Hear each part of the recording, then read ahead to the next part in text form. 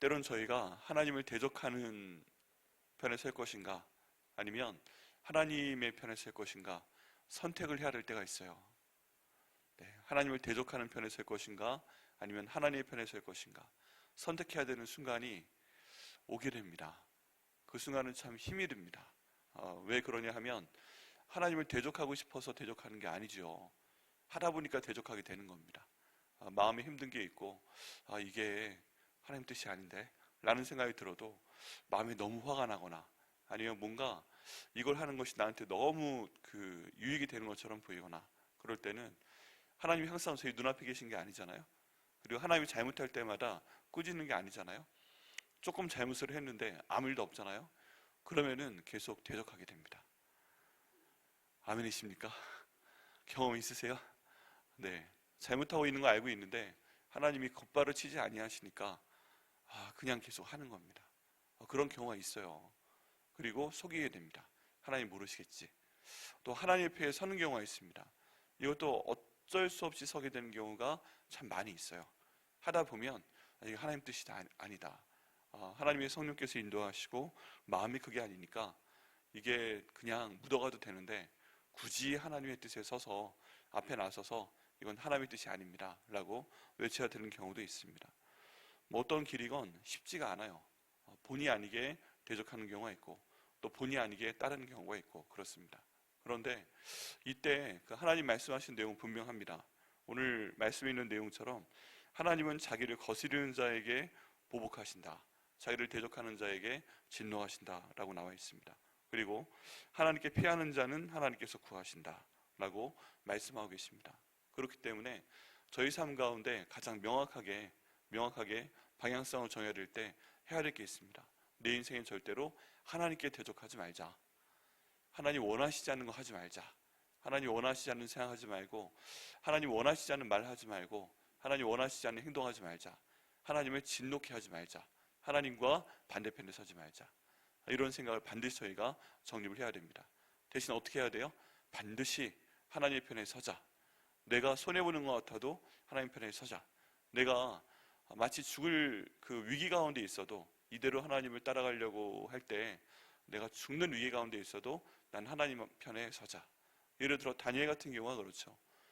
다니엘 같은 경우에 하나님 편에 서서 사자굴에 들어가는 것까지 불사를 하죠. 또 그 친구 사드락 메삭과 아벳느고라는 바벨론 이름이 있고요, 하나냐 미사엘 아사랴라는 유대 이름이 있는데, 바벨론 이름은 나쁜 겁니다. 네, 다 좋지 않은 이름이에요, 뜻들이. 근데 하나냐 미사엘 아사랴라는 이름으로 전주로 부르는데, 이 사람들도 하나님께 대적하기 싫어했어요.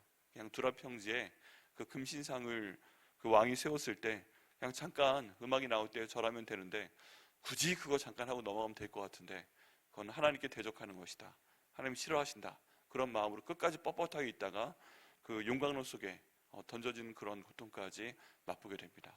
또 많은 로마에 있는 순교자들이 그런 어려움을 맛보게 됩니다. 그런데 이제 다니엘서에 나와 있는 세 친구 같은 경우에는 그것을 하나님께서 살려주시죠.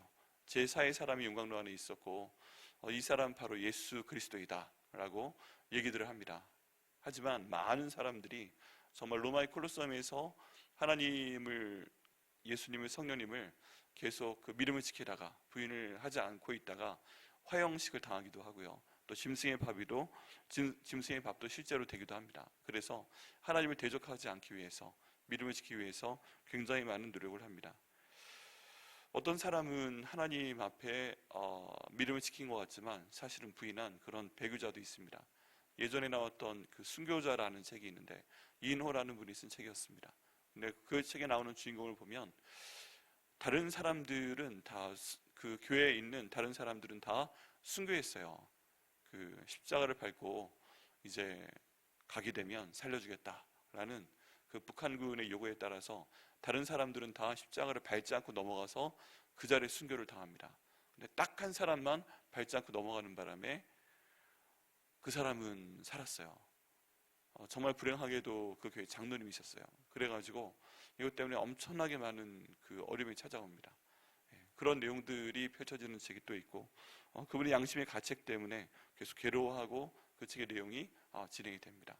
본의 아니게 살려고 하다 보니까 하나님을 대적하게 된 거죠. 뭐 그런 것들이 저희 삶 가운데 굉장히 많이 찾아오고 또 가고 그렇습니다. 근데 이런 모든 상황들 가운데 저희 양심이 자꾸만 영향을 받습니다. 우리 양심이 왜 영향을 받을까요? 우리 양심은 하나님께서 우리 가운데 호흡함을 통해서 주신 것이기 때문에 내가 내 모든 생각과 말과 행동을 통해서 하나님을 대적하게 될 때는 마음이 깨어져 나갑니다. 평안이 아니고 하나님의 일을 저희가 목숨 걸고 손해가 되더라도 할 때 그 양심은 또 유지가 됩니다. 로마서 1장 말씀 가운데 보면 예수 그리스도의 복음이 이 땅 가운데 펼쳐져서 사람들이 듣기 전에 그 사람의 양심에 따라 그 사람이 구원을 받을지 아니면 구원받지 못할지가 결정된다고 할 정도로 이 양심의 존재는 굉장히 중요합니다. 그래서 저희가 우리의 양심 또 하나님 말씀을 두고서 결정해야 됩니다. 내가 하나님을 대적하는 편에 설 것인가 아니면 하나님의 편에 설 것인가, 이 말씀을 일상생활 가운데 어떻게 적용할 것인가. 저희는 당연히, 저 여러분은 당연히 하나님 편에 서서 하나님께 복을 받고 또 설령 이 땅 가운데서는 손해를 보는 일이 있을 수 있어요. 하나님의 편에서도. 근데 그럼에도 불구하고 주님께 순종할 때 결국에 복을 주시는 그런 은혜를 체험하시는 저 여러분 되시기를 예수님의 이름으로 축복합니다. 오늘 말씀 가운데 보면 이 말씀이 너무 강력하게 나와 있습니다. 이 니느웨에 대한 경고인데요, 에고스 사람 나홈에게 임한 묵시의 내용입니다. 니느웨에 대한 경고예요. 이 니느웨가 어떤 도시입니까? 아시리아의 수도입니다. 아시리아. 이 아시리아는 성경에 아수르라고 나와 있습니다. 아수르가 한 일이 뭐예요? 북이스라엘을 멸망시킨 것입니다. 그리고 역사적으로 가장 잔인한 나라 가운데 하나입니다. 최초의 철기 문명을 갖고 있는 나라였고요. 다른 나라들은 이제 구리 가지고 무기를 만듭니다. 구리 가지고 창을 만듭니다. 칼을 만듭니다. 그럴 때 아시리아는 쇠를 단련해내서 강력한 창과 강력한 칼을 만들 수 있는 그런 나라였습니다. 그래서 그냥 단단하지 못한 구리칼, 청동칼 이런 것과 쇠칼이 부딪히게 되면 청동검 그런 것들은 산산조각이 납니다. 애초에 싸움이 안 되는 거죠. 근데 그런 하나님이 주신 지혜를 가지고 만든 이 쇠로 만든 검, 쇠로 만든 무기 이런 것들을 가지고 이들은 정복 전쟁을 하게 됩니다. 그런데 이것을 너무 잔인하게 수행을 하게 됩니다.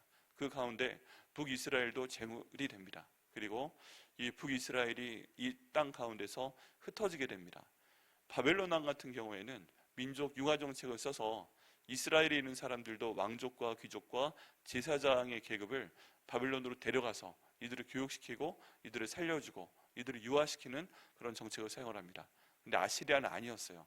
아시리아는 그 민족 자체를 아예 없애버리는 정책을 사용했습니다. 그게 뭐냐 하면 다른 민족과 함께 그 부부관계를 맺도록 하는 겁니다. 그렇게 해서 나온 자녀들이 원래 그 민족이 갖고 있는 정체성을 없어지도록 하는 것입니다. 예를 들어서 우리나라 사람이 있다면 아시아 사람이 있으면 황인종, 저기 백인과 또는 흑인과 아니면 아예 저쪽에 있는 다른 나라 인종과 섞어서 그 원래의 눈, 코, 입의 모습과 피부 색깔이 유지가 되지 않도록 없애버리고 다른 문화를 가리키는 그런 정책을 사용했습니다. 그래서 실제로 그 나라가 완전히 이 땅 가운데서 없어져 버리는 거예요. 사람들의 모습이 바뀌어버리는 것입니다.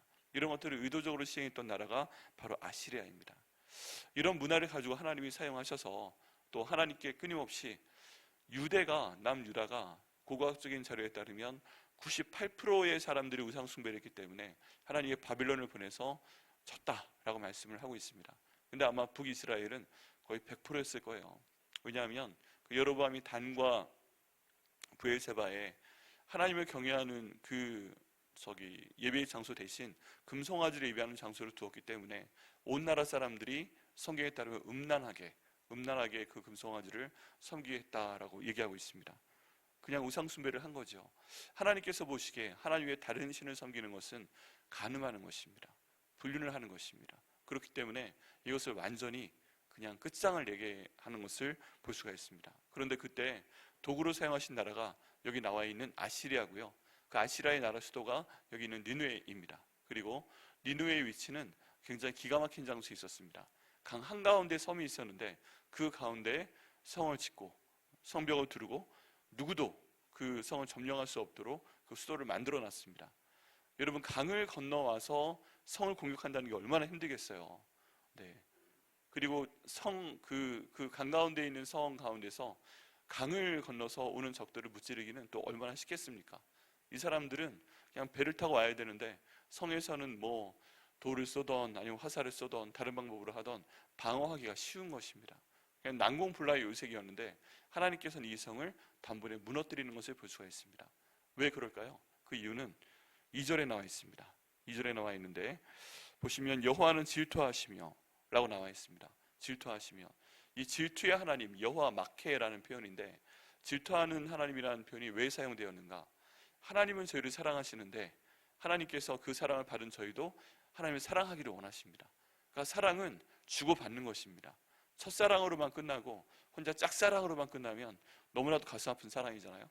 그런데 하나님께서 저에게 사랑을 주실 때는 내가 너에게 이런 사랑을 주었으니까 나도 그런 사랑을 너에게 받고 싶다라고 말씀을 하는 것입니다.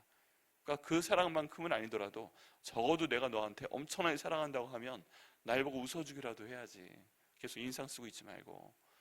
이제 그런 말씀을 하시는 거예요. 그런데 나에게서 사랑을 받아간 그 대상이 나 말고 다른 사람한테 사랑한다고 표현을 한다거나 아니면 다른 대상을 더 좋아한다거나, 그런데 내가 주어준 복인데 이 사랑을 가지고 하늘에 있는 해한테 저 하늘에 있는 해가 내게 이런 건강을 주시면 감사합니다. 저 이 땅 가운데 있는 사자나 호랑이가 내게 이런 재물의 복을 주시면 감사합니다. 뭐 이런 얘기를 하게 되면 하나님의 질투가 그때 나온다는 것입니다. 아니 내가 했는데 왜 저쪽으로 더 사랑 표현을 하는 거야? 이러면서 거기에 대해서 질투를 하시게 됩니다. 이 질투는요 무서운 겁니다. 질투는 무서운 거예요. 그리고 그 질투에 대해서 하나님께서는 보복하신다라고 되어 있습니다. 보복하신다. 가만히 계시지 않고 여기에 대해서는 반드시 복수를 하시는 것입니다. 여호와는 보복하시며 진노하시되 자기를 거스르는 자에게 여호와는 보복하시며 자기를 대적하는 자에게 진노를 품으신다라고 말씀하고 있습니다. 여러분, 여기 나와 있는 내용은 저희가 다 이해하는 내용입니다. 하나님을 질투하게 하면 안 됩니다. 하나님보다 다른 것을 더 사랑하면 안 됩니다. 하나님보다 돈을 더 사랑하면 안 되고, 그럼 하나님이 질투하십니다. 하나님보다 내게 있는 어떤 좋은 것, 건강이나 재물을 더 사랑하면 하나님이 질투하십니다. 하나님보다 때로는 우리 자녀들을 더 사랑하면 하나님이 질투하십니다. 거기에 대해서 보복하십니다. 하나님보다 다른 일을 더 사랑하면 그것을 하나님께서는 질투하십니다. 하나님께 예배드리는 것보다 다른 일을 더 사랑하면 하나님 질투하시고 거기에 대해 보복하십니다. 굉장히 간단합니다. 그리고 거기에 대해서 화를 내신다, 진노하신다 라고 되어 있습니다. 3절 말씀에 여호와는 노하기를 더디하시며 권능이 크시며 벌받을 자를 결코 내버려 두지 아니하시느니라. 여호와의 길은 회오리 바람과 광풍이 있고 구름은 그의 발에 티끌이로다 라고 말씀하고 있는데, 이제 이 3절 그 두 번째 문장부터 그 뒤에 6절 말씀까지는 이제 하나님이 얼마나 위대하신 분이다 하는 것이 나와 있습니다. 근데 그 바로 전에 3절 말씀에 보면 이 말씀이 중요합니다. 하나님은 노하기를 더디하시며 권능이 크신 분이신데, 하나님 웬만하면 잘못할 때마다 벌을 주거나 이러는 거 안 하시는 분이신데 노하기를 더디하시는 분이시고, 한번 빽소리 지르거나 아니면 때리거나 이런 거 최대한 많이 미루시는 분이신데 권능은 크시고, 그런 말씀이 중요합니다. 벌 받을 자를 결코 내버려 두지 아니하신다. 그러니까 회개하지 아니하면 결국에 그 사람에게 벌을 주신다 하는 것입니다. 제가 와서 강조하는 말씀 가운데 하나가 하나님이 정의의 하나님이다, 공의의 하나님이다, 그리고 또 하나님은 사랑의 하나님이다 하는 것입니다. 근데 제가 이 순서를 바꾸면 안 된다고 말씀을 드렸죠. 사랑의 하나님을 먼저 강조를 하고 공의의 하나님이 뒤에 나오는 것이 아닙니다. 공의의 하나님이 먼저 나와서 하나님의 말씀에 순종하는 사람에겐 복을 주고, 하나님 말씀에 불순종하는 사람에게, 거부하는 사람에겐 벌을 주시는 하나님이다. 그 다음에 사랑의 하나님에 대한 얘기가 나오게 되는 것입니다. 뭔가 잘못한 게 있으면 하나님은 거기에 대해서 오늘 말씀에서도 반드시 벌을 주신다. 그런데 중간에 노하기를 더디하시기 때문에 기회를 주신다. 이게 뭡니까? 회개할 수 있는 기회를 주신다 하는 것입니다. 그래서 아담과 하와가 하나님 말씀을 거역하고 그 선악을 알게 하는 나무의 열매를 따먹었을 때도 하나님께서 바로 거기에 대해서 벼락을 때리시지 않고 전기 충격 주지 아니하시고 하나님께서 회개할 수 있는 기회를 주십니다. 에덴 동산에 나와서 바람 쐬시면서 아담아 어디 있느냐, 하와야 어디 있느냐 하고 찾으시죠. 그리고 가인이 그 동생 아벨을 돌로 쳐 죽였을 때 땅이 그 아벨의 머리에서 나오는 피를 받고서 그 땅이 부르짖고 있을 때 가인에게는 안 들리는데 하나님께 그 소리가 들렸을 때도 하나님 바로 가인을 치지 아니하시고 가인아 내 동생 아벨이 어디 있느냐 하고 물어봐서 회개할 수 있는 길을 주십니다. 그리고 가능하면 안 주시려고 하는 거예요. 가능하면. 그만큼 뒤로 많이 미루십니다. 그런데 그럼에도 불구하고 회개하지 아니하면 하나님께서 치시는 거예요. 벌을 주시는 겁니다. 이게 저희한테도 적용이 됩니다. 그렇기 때문에 내가 이걸 잘 넘어갔다라고 하는 부분이 있는데 아무 말도 하지 않고 넘어갔기 때문에 그냥 다 잊혀지겠지라고 생각을 하는데 사람은 잊어도 하나님 잊지 않으십니다. 그렇다면 성령 하나님께서 인도하여 주옵소서. 내가 하나님 보시기에 안 좋은 것이 있다면 기억나게 하시고 회개 기도하게 하시고 하나님 용서하여 주옵소서. 기도할 때 정말 놀라운 것은요, 하나님께서는 반드시 생각나게 하십니다. 그 겉으로 나와 있는 말이나 행동, 이거 이전에 그 마음 가운데 있는 동기를 하나님께서 보여주시면서 동기 자체가 잘못됐다. 왜 이런 말을 하는가? 또 왜 이런 행동을 하는가? 거기에 대해서 동기 자체에 대해서 성령께서 딱 집어내시면서 동기가 잘못된 것을 회개해라. 결국 좋아졌어도 결과는 예상치 못하게 하나님의 뜻을 이룬 것처럼 선하게 되었어도 그 마음 가운데 있는 동기가 좋지 못하면 하나님 거기에 대해서도 벌을 주시는 분이십니다. 마음의 중심을 보시는 분이 하나님, 굉장히 무서운 얘기입니다. 그런 관점에서 벌 받을 자를 결코 내버려 두지 아니하신다. 이 말씀 기억하시고요. 하나님, 오늘 그런 부분이 있으면 내가 회개기도 할 수 있도록 인도하여 주옵소서. 또 내 가족 가운데 이렇게 그 벌 받을 사람이 있다면 대신 회개기도 할 수 있도록 인도하여 주옵소서. 또 기도하는 것이 저에게 필요합니다. 그리고 나서 쭉 나옵니다. 하나님께서는 바다를 꾸짖는 분이시고 꾸짖어 그것을 말려버리는 분이시고, 얼마나 무섭습니까? 바다를 꾸짖어버렸더니 그것이 말라버렸습니다. 여러분 서해바다 가보면 나름 개펄이 드러나잖아요. 물이 밖으로 밀려나가면. 근데 그게 하나님 화내시니까 우리 서해바다가 다 말라버렸다. 우리 동해바다가 다 말라버렸다. 어느 날 가봤더니 그 앞에 동해바다에 있는 파란 물이 없어져 버리고 그 앞에 있는 산 같은, 계곡 같은 그런 바닷속에 있던 골짜기가 다 드러나 버렸다. 얼마나 무서운 일입니까? 여러분, 지구는 바닷물이 만약에 없어지면 큰일 납니다. 열을 식힐 수가 없습니다. 그냥 바로 타버리는 겁니다. 하나님, 그런 일 없도록 인도하여 주옵소서. 하나님께서 화나시면 바닷물을 말려버리시고 모든 강을 말려버리시고 그리고 꽃을 모두 시들게 만들 수 있는 분이십니다. 산들이 진동하며 지진이 난다는 얘기죠. 작은 산들은 녹아버리고 뜨거운 용광로, 그런 것들이, 뜨거운 용암, 그런 것들이 나와서 다 타버린다는 말로 해석할 수도 있습니다. 그 앞에서 땅 곧 세계와 그 가운데 있는 모든 것들이 솟아오르는도다. 이건 무슨 얘기인가? 시편에 나와 있는 얘기와 같은 얘기인데, 이 지진, 지각 변동의 상황으로 인해서 낮은 데 있던 산이, 낮은 데 있던 땅이 갑자기 솟아올라서 산이 된다는 얘기입니다. 엄청난 얘기죠. 여러분, 여기에 또 창세기에 나와 있는 비밀이 연결이 됩니다. 그게 뭐냐면 하나님께서 이 온 땅을 하나님의 물로 덮으셨죠. 노아의 홍수 때. 그 모든 그 하늘에서 물이 떨어지고 오존층을 형성하고 있다는 그 물이 떨어지고 땅 밑에 지하수도 올라와 버렸는데 그 물이 어디로 다 사라졌을까요? 1년 가까운 기간 동안 이 땅 가운데 물이 있었습니다. 근데 그 물이 다 증발했다면 오존층이 그대로 있겠죠. 그런데 이 물들이 다 어디로 갔을까요? 그 비밀이 시편 말씀 가운데 있는데, 하나님께서 그 땅이 솟아나게 해서 물을 그 밑으로 빼셨다고 되어 있습니다. 물이 지구가 이렇게 뭉쳐져 있었는데 물을 빼야 되니까 지각이 올라오면서 공간이 생기고 그 가운데 갈라진 틈이 생기고 그 사이로 물이 들어가서 물이 빠진 거예요. 그리고 그 안에 들어간 그 물로 인해서 지각은 불안정하게 됐고, 그래서 지각판이라는 게 생겼고 그 다음부터 지각 자체가 불안해졌다고 합니다. 근데 여기 나와 있는 표현도 마찬가지예요. 하나님께서 화나셔서 진노로 때리시니까 이 땅이 갈라지고 산들이 진동하고 작은 산들이 녹고 그 앞에서 땅 본 모든 세계와 그 가운데 있는 모든 것들이 솟아오르는도다.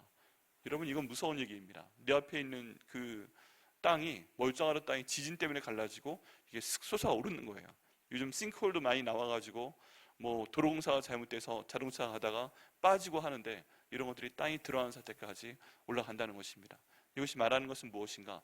절대 변하지 않을 것 같았던 안전지대인 땅이 하나님이 진노하시면 바뀔 수 있다는 것입니다. 그만큼 하나님의 진노는 무섭고 하나님은 그것을 하실 수 있는 능력이 있는 분이시다 라고 말씀하고 있습니다. 다른 말로 하면 뭐다? 우리가 잘못한 경우에 하나님이 벌 주시려고 작정을 하면 피할 수가 없다. 피할 수가 없다. 그런 얘기입니다. 6절 말씀에 누가 능히 그의 분노 앞에 서며 누가 그의 진노를 감당하랴. 그의 진노가 불처럼 쏟아지니 그로 말미암아 이제 바위들까지 깨진다고 합니다.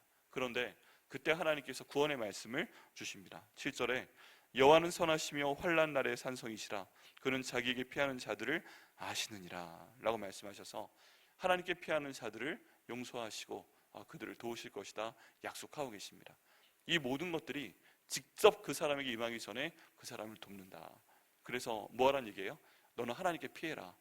죄를 지었어도 용서를 구하고 회개하고 하나님께 피해라.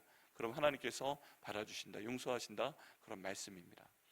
네, 그래서 이 말씀 기억해야 됩니다. 우리가 아무리 잘못했다 할지라도 하나님께서 기본적으로 우리에게 갖고 있는 마음은 사랑이십니다. 사랑. 그렇기 때문에 아무리 잘못했어도 주님께 나아가야 됩니다. 내가 그냥 지나갈 수 있다고 생각하지 말고 주님께 나아가야 됩니다. 잘못했습니다 라고 주님께 말씀드릴 때 우리 하나님께서는 선하시기 때문에 환난 날에 산성이 되어주시기 때문에 저희들을 용서하시고 또 보호하실 줄 믿습니다. 오늘 이 말씀을 나 개인과 또 우리 가족 가운데 그리고 교회 가운데 적용시켜 보셔서 하나님 잘못한 것 다 회개할 수 있도록 인도하시고 주님께 피하오니 저에게 진노를 주시는 분이 되어 주지 마시고 저에게 산성이 되어 주옵소서. 이렇게 기도하시고 응답하는 한 분 한 분 되시기를 예수님의 이름으로 축원합니다. 8절 말씀에 보면 그가 범람하는 불로 그것을 진멸하시고 자기 대적들을 흑암으로 쫓아내시리라. 이 7절 8절 말씀 가운데 그럼에도 불구하고 니느웨 사람들이 회개하지 아니하니까 하나님이 결국 진노를 내리셨다 하는 표현입니다. 그리고 위에 있는 모든 내용들이 딱 이 8절로 종합이 됩니다. 그가 범람하는 불로 그것을 진멸시키시고, 범람하는 불을 가지고 어떻게 한 거예요? 강 가운데 한가운데 니느웨 성에 수도가 있었는데 이 강이 자기를 지켜줄 줄 알았는데 이 강이 갑자기 범람하는 물이 되어서 오히려 자기를 지켜주던 강물이 그 성을 때리고 그 성을 깨고 그 성을 휩쓸어 버리는 머리 돼서 이 니느웨의 성을 오히려 멸망시켰다 하는 내용입니다. 그 다음에 이 니느웨의 성 아시리아를 멸망시킨 나라가 바벨론인데 이들이 사용했던 방법은 짐승의 가죽을 묶어서 소나 양의 가죽 그런 것들을 묶어서 엄청나게 큰 요즘으로 말하면 댐을 만들어 가지고요 그것들을 말도 안 되는 것 같은데 모아서 일시에 팍 하고 터뜨려 버린 거예요. 그래서 댐처럼 모았던 물을 가지고 이것을 한 번에 터뜨려서 그 강이 범람을 해서 성벽을 때리고 도시를 휩쓸고 그때 배를 타고 들어가서 니느웨를 멸망시켰다 하는 것입니다. 자기를 보호하던 그 강물이 오히려 자기를 공격하는 그런 무기가 되도록 해서 이 바벨론은 여기 있는 니느웨를 멸망시켰습니다. 근데 여기 이 상황 가운데 그 지혜를 주신 분이 누구예요? 바로 하나님 아버지시다. 그 전에도 그런 생각 했을 텐데 그 지혜를 바벨론에게 주셔서 또 그걸 감당할 수 있도록 하셔서 그 엄청난 일을 해내게 하셨다. 그리고 하나님은 그 방법으로 여기 이 사람들 회개하지 않고 있는 사람들에게 보복하셨다, 벌을 주셨다. 그런 내용이 오늘 니느웨 말씀의 첫 내용이고, 그 다음 이제 이 뒤에 내용들을 생각을 하면 그게 무너진 다음에 약탈자들이 약탈하였고 뭐 이런 내용들이 있습니다. 그러면서 여호와께서 야곱의 영광을 회복시키셨다. 지금 니느웨가 여기 있는 아시리아가 쓸어버린 게 뭐예요? 바로 이스라엘입니다.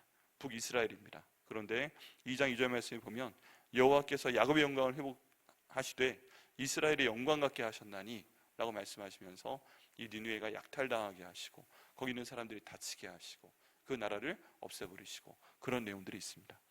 여러분, 하나님께서는 그런 하나님이십니다. 그렇기 때문에 오늘 말씀 기억하시고 반드시 하나님, 제가 하나님의 편에 서겠습니다 결심하시고 응답 받으시길 바랍니다. 하나님을 대적하는 편에 서서 여기는 니느웨처럼 이렇게 어려움을 당하는 일 없는 저 여러분 되시기를 예수님의 이름으로 축원합니다. 기도하시겠습니다.